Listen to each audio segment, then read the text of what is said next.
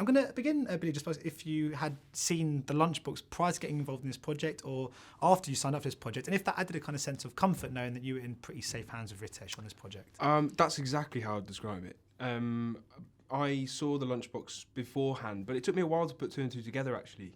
It wasn't until later on that I realised Ritesh was the director of the lunchbox. I'd already seen it, thought it was a phenomenal movie, and unlike anything I'd seen for a while, actually.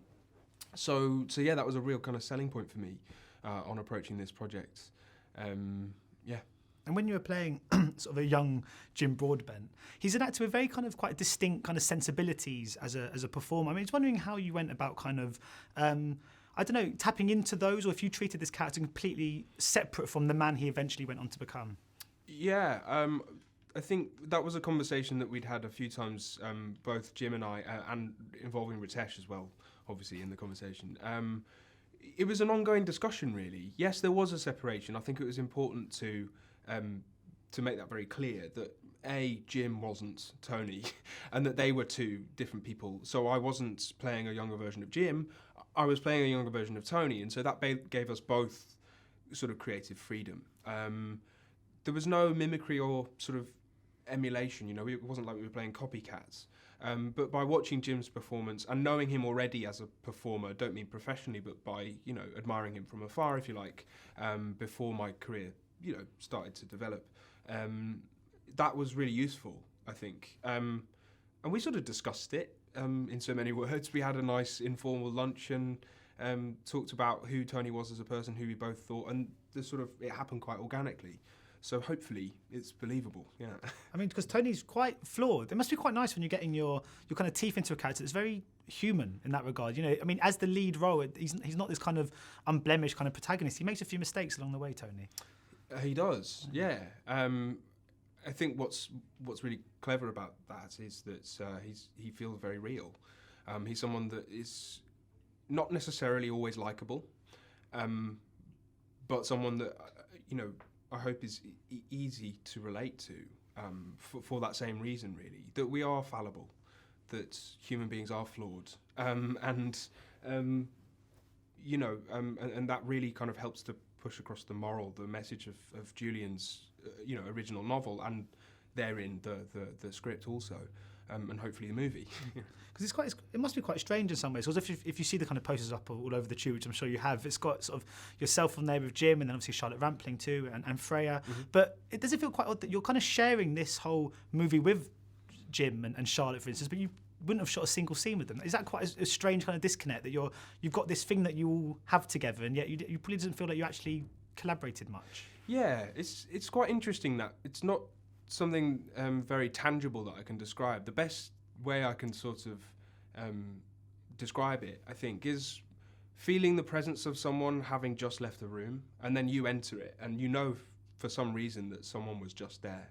That's kind of how it felt on set. So Jim would leave a sort of atmosphere, if you like, a resonance of that character that I would then walk into and sort of carry on from where he left off, although obviously chronologically that doesn't work. It was the same sort of feeling, the same sort of essence of that person that he left lying around, and I sort of picked it up.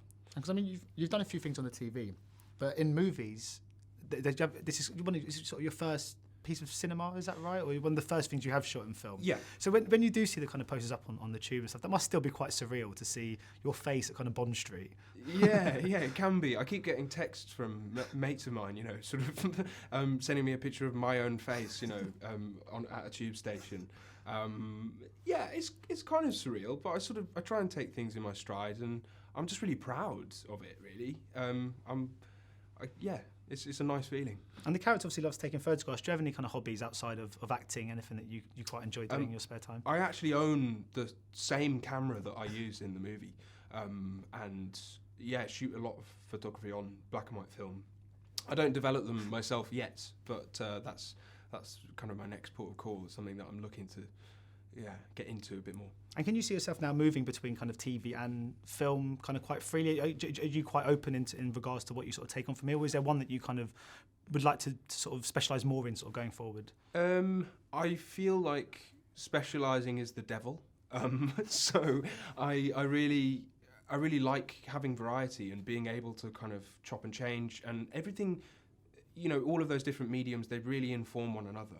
They're not necessarily sort of exclusive of one another. I enjoy theatre for very different reasons to enjoying film, and I like to exercise both muscles equally. So, yeah, I like to chop and change. And according to IMDb, I always said it as a disclaimer in case I get something wrong, but The Seagull and On Chesil Beach are 2 projects you've got coming up, both with Saoirse Ronan, of course. Yeah. I mean, what's it been like kind of working with her? She's such a great actress who just only really seems to make really great movies, which is a good sign. It is a very good sign. I mean, all I can say is she's got great taste, I suppose. I don't mean working with me. I mean, in the scripts she chooses to pursue. And yeah, she's made some cracking films. And yeah, it's just a blessing to be able to work with her more than once. You know, we had a really, really wonderful time the first time round, and it wasn't a repetition of that experience. On Chesil Beach was a whole other kettle of fish, but again, we had an equally good time making it, and we learn a lot from each other, I hope, and that's what I always aim to do, is learn from the people I work with.